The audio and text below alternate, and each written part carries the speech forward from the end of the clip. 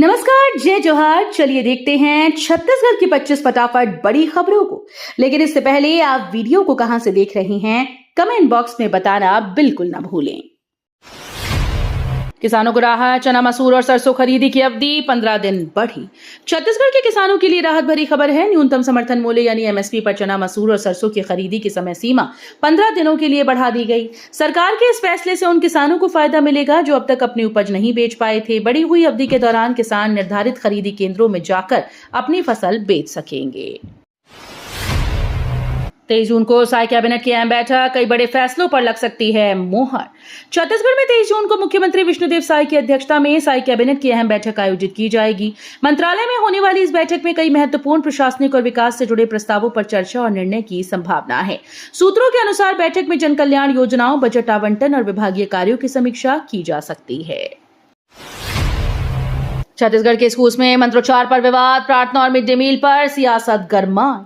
छत्तीसगढ़ के सरकारी स्कूल में प्रार्थना सभा, मिड डे मील और छुट्टी के समय छात्रों से कथित तौर पर मंत्रोच्चार कराए जाने के मामले को लेकर सियासत गरमा गई है। कुछ संगठनों ने इसे शिक्षा व्यवस्था में धार्मिक प्रभाव का आरोप बताते हुए आपत्ति जताई।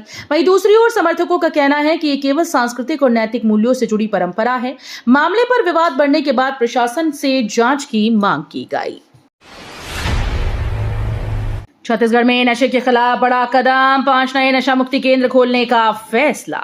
छत्तीसगढ़ सरकार ने नशे के खिलाफ अभियान को और मजबूत करने के लिए बड़ा फैसला लिया है। राज्य में 5 नए नशा मुक्ति केंद्र खोलने की घोषणा की गई। इन केंद्रों के जरिए नशे की लत से प्रभावित लोगों को इलाज, परामर्श और पुनर्वास की सुविधा दी जाएगी। अधिकारियों के अनुसार इन केंद्रों में प्रशिक्षित डॉक्टर और काउंसलर तैनात किए जाएंगे। जमीन गंवाने वालों के हक में हाईकोर्ट रोजगार देने की जिम्मेदारी तय की। छत्तीसगढ़ हाईकोर्ट ने जमीन अधिग्रहण से प्रभावित परिवारों को बड़ी राहत देते हुए महत्वपूर्ण फैसला सुनाया। अदालत ने कहा कि जिन लोगों की जमीन परियोजनाओं या उद्योगों के लिए ली गई, उन्हें निर्धारित नियमों और नीतियों के तहत रोजगार उपलब्ध कराया जाना चाहिए। कोर्ट ने पुनर्वास और आजीविका की सुरक्षा को प्रभावित परिवारों का महत्वपूर्ण अधिकार बताया। अंतर्राष्ट्रीय योग दिवस पर बलरामपुर में होगा भव्य सामूहिक योगाभ्यास, तैयारियां अंतिम चरण में। अंतर्राष्ट्रीय योग दिवस के अवसर पर 21 जून को बलरामपुर जिले में भव्य सामूहिक योगाभ्यास का आयोजन किया जाएगा। जिला प्रशासन और आयुष विभाग के द्वारा कार्यक्रम की व्यापक तैयारियां की जा रही हैं। जिले के सरकारी कार्यालयों, स्कूल, कॉलेज और पंचायत स्तर पर योगाभ्यास के लिए लोगों को प्रेरित किया जा रहा है। प्रशिक्षकों को विशेष प्रशिक्षण भी दिया गया। इस वर्ष योग दिवस की थीम स्वस्थ वृद्धावस्था के लिए योग रखी गई है। नीट यूजी 2026 अभ्यर्थियों के लिए सिम्स में 24x7 मानसिक स्वास्थ्य हेल्पलाइन शुरू। नीट यूजी 2026 परीक्षा की तैयारी कर रहे अभ्यर्थियों को मानसिक और भावनात्मक सहयोग प्रदान करने के उद्देश्य से सिम्स में 24x7 मानसिक स्वास्थ्य हेल्पलाइन 9425502353 शुरू की गई। इस पहल के माध्यम से विद्यार्थी परीक्षा संबंधी तनाव, चिंता, अवसाद और मानसिक दबाव जैसी समस्याओं पर विशेषज्ञों से परामर्श प्राप्त कर पाएंगे। संस्थान प्रबंधन ने छात्रों और अभिभावकों से आवश्यकता पड़ने पर हेल्पलाइन का उपयोग करने की अपील की। 86 दिन की देरी पर हाईकोर्ट सख्त, जेल विभाग की रिट अपील खारिज। हाईकोर्ट ने जेल विभाग की ओर से 86 दिन की देरी से दायर रिट अपील को खारिज करते हुए राज्य सरकार को कड़ी फटकार लगाई। अदालत ने कहा कि सरकारी विभागों को केवल सरकारी संस्था होने के आधार पर विशेष छूट नहीं दी जा सकती। न्यायालय ने स्पष्ट किया कि अपील दाखिल करने में हुई देरी के लिए विभाग कोई ठोस और संतोषजनक कारण प्रस्तुत नहीं कर सका। माओवादी कमजोर, लेकिन नए कैडर चुनौती, जंगल से भारी गोला बारूद और विस्फोटक बरामद। छत्तीसगढ़ में माओवादी संगठन लगातार कमजोर पड़ता नजर आ रहा है, लेकिन उनके द्वारा तैयार किए गए नए कैडर और समर्थक तंत्र अब भी सुरक्षा एजेंसीज के लिए चुनौती बने हुए हैं। इस बीच सुरक्षा बलों ने सर्च ऑपरेशन के दौरान जंगल क्षेत्र से भारी मात्रा में गोला बारूद और विस्फोटक सामग्री बरामद की। अधिकारियों के मुताबिक ये जखीरा भविष्य में नकली गतिविधियों में इस्तेमाल के लिए छिपाकर रखा गया था। कुरूद अबनपुर रेल ट्रायल सफल, 113 किलोमीटर रफ्तार से दौड़ी ट्रेन। कुरूद से अबनपुर के बीच बहुप्रतीक्षित बड़ी रेल लाइन परियोजना ने महत्वपूर्ण उपलब्धि हासिल की। रेलवे द्वारा किए गए स्पीड ट्रायल के दौरान ट्रेन 113 किलोमीटर प्रति घंटे की रफ्तार से सफलतापूर्वक दौड़ी। ट्रायल के दौरान ट्रैक सिग्नलिंग और अन्य तकनीकी मानकों की जांच की गई, जो संतोषजनक पाई गई। इस सफलता के बाद क्षेत्र में बड़ी लाइन पर नियमित रेल संचालन का सपना साकार होने की ओर करीब पहुंच गया। छत्तीसगढ़ में बड़ी हाथियों की मौतें, 25 दिन में 4 शावकों की गई जान। छत्तीसगढ़ में हाथियों की संख्या बढ़ने के साथ उनकी मौतों का आंकड़ा भी चिंता का विषय बनता जा रहा है। पिछले 25 दिनों में 4 हाथी शावकों की मौत से वन विभाग और वन्यजीव संरक्षण विशेषज्ञों की चिंता बढ़ गई है। हाथियों की निगरानी के लिए अपनाई गई हाईटेक तकनीक और ट्रैकिंग सिस्टम भी अपेक्षित परिणाम नहीं दे पा रहे हैं। छत्तीसगढ़ पुलिस में बड़ा फेरबदल, 61 निरीक्षकों के तबादले, नई सूची जारी।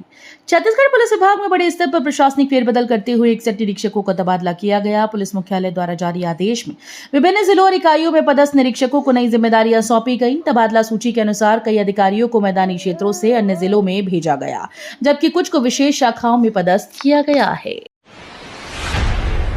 बिजली दर वृद्धि पर छत्तीसगढ़ में सियासी घमासान, कांग्रेस भाजपा आमने सामने।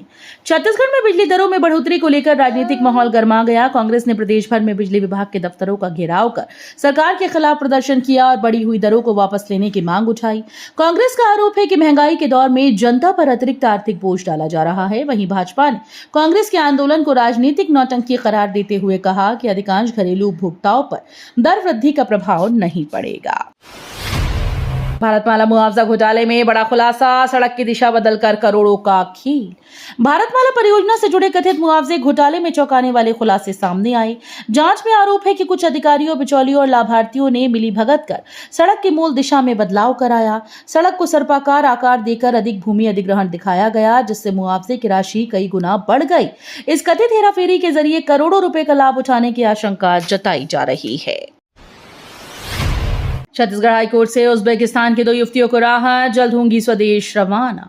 छत्तीसगढ़ हाईकोर्ट ने जेल में बंद उज्बेकिस्तान के 2 युवतियों को बड़ी राहत दी। कोर्ट ने राज्य सरकार और संबंधित एजेंसीज को आवश्यक प्रक्रिया पूरी कर दोनों महिलाओं को जल्द उनके देश भेजने के निर्देश दिए। लंबे समय से कानूनी और प्रशासनिक कारणों से वो जेल में रह रही थीं। सुनवाई के दौरान कोर्ट ने उनके मानवाधिकारों और अनावश्यक हिरासत पर चिंता जताई। लखपति दीदी अभियान से महिलाओं को आर्थिक संबल, गांव में आत्मनिर्भरता की नई तस्वीर। लखपति दीदी अभियान ग्रामीण महिलाओं के जीवन में सकारात्मक बदलाव का माध्यम बन रहा है। स्वयं सहायता समूहों से जुड़ी महिलाएं स्वरोजगार, कृषि आधारित गतिविधियों, पशुपालन, खाद्य प्रसंस्करण और लघु उद्योगों के जरिए अपनी आय में उल्लेखनीय वृद्धि कर रही हैं। अभियान का उद्देश्य महिलाओं को सालाना 1 लाख रुपए या उससे अधिक आय अर्जित करने में सक्षम बनाना है। छत्तीसगढ़ सरकार का बड़ा ऐलान, बच्चे के जन्म पर 20,000 रुपए की सहायता। छत्तीसगढ़ सरकार ने मातृत्व और शिशु स्वास्थ्य को बढ़ावा देने के लिए एक नई पहल की घोषणा की।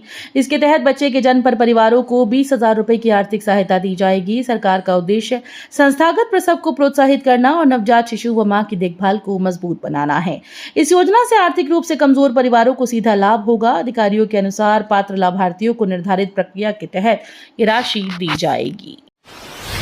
ज्ञान भारत महाअभियान पूर्ण। छत्तीसगढ़ में 3 माह में मिली 11,808 दुर्लभ पांडुलिपियां। छत्तीसगढ़ में संस्कृति और ज्ञान विरासत के संरक्षण की दिशा में बड़ी उपलब्धि हासिल हुई। भारत सरकार के ज्ञान भारतम मिशन के तहत 15 मार्च से 15 जून 2026 तक चले राज्यव्यापी सर्वेक्षण में 11,808 दुर्लभ पांडुलिपियों का दस्तावेजीकरण किया गया। इनमें ताड़पत्र और कागज पर लिखी सदियों पुरानी पांडुलिपियां शामिल हैं। महासमुंद, रायपुर, बस्तर जिलों से सर्वाधिक पांडुलिपियां प्राप्त हुई। फोटो प्रदर्शनी के दूसरे दिन विद्यार्थियों और आमजनों की उमड़ी उत्साहपूर्ण भीड़।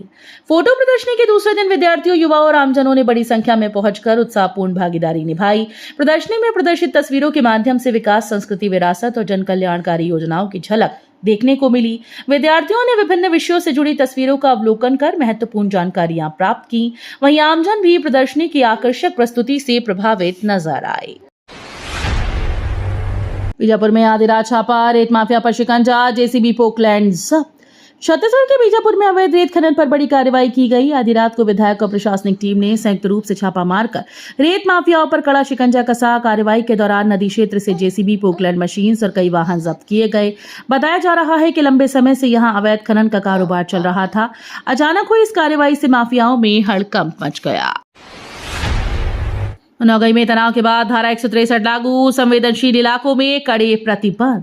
छत्तीसगढ़ के नौगई क्षेत्र में भाजपा नेता से जुड़े आगजनी कांड के बाद हालात तनावपूर्ण हो गए। स्थिति को नियंत्रित करने के लिए प्रशासन ने इलाके में धारा 163 लागू कर दी। इसके तहत संवेदनशील क्षेत्रों में भीड़ जुटाने, जुलूस और प्रदर्शन पर प्रतिबंध लगा दिया गया। पुलिस बल की तैनाती बढ़ा दी गई और लगातार गश्त की जा रही है।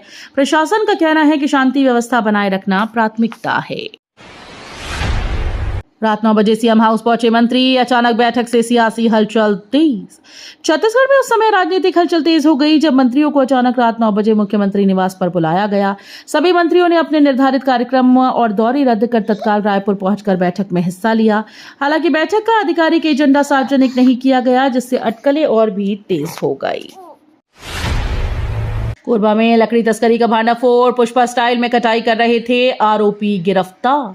छत्तीसगढ़ के कोरबा जिले में पुलिस ने जंगलों से चल रही लकड़ी तस्करी का बड़ा खुलासा किया। आरोप है कि तस्कर फिल्मी अंदाज में पुष्पा स्टाइल अपनाकर लंबे समय से साल की लकड़ी की अवैध कटाई और परिवहन कर रहे थे। गुप्त सूचना के आधार पर पुलिस और वन विभाग ने संयुक्त कार्रवाई करते हुए कई आरोपियों को गिरफ्तार किया। मौके से भारी मात्रा में लकड़ी और उपकरण भी जब्त किए गए। बीजापुर के ग्रामीणों ने खुद बनाया लकड़ी का पुल, नेताओं ने सराहा जज्बा। बीजापुर जिले में ग्रामीणों ने सरकारी मदद का इंतजार किए बिना एक लकड़ी का पुल बनाकर मिसाल पेश की। लंबे समय से आवागमन की समस्या से जूझ रहे गांव वालों ने श्रमदान और आपसी सहयोग से पुल तैयार किया। पुल बनने के बाद लोगों की आवाजाही आसान हो गई। इसकी जानकारी मिलते ही कई जनप्रतिनिधि और नेता मौके पर पहुंचे और ग्रामीणों के प्रयासों की सराहना की। राज्यपाल ने रानी लक्ष्मीबाई के बलिदान दिवस पर श्रद्धांजलि अर्पित कर साहस को किया नमन। छत्तीसगढ़ के राज्यपाल ने वीरांगना रानी लक्ष्मीबाई के बलिदान दिवस पर उन्हें श्रद्धांजलि अर्पित करते हुए नमन किया।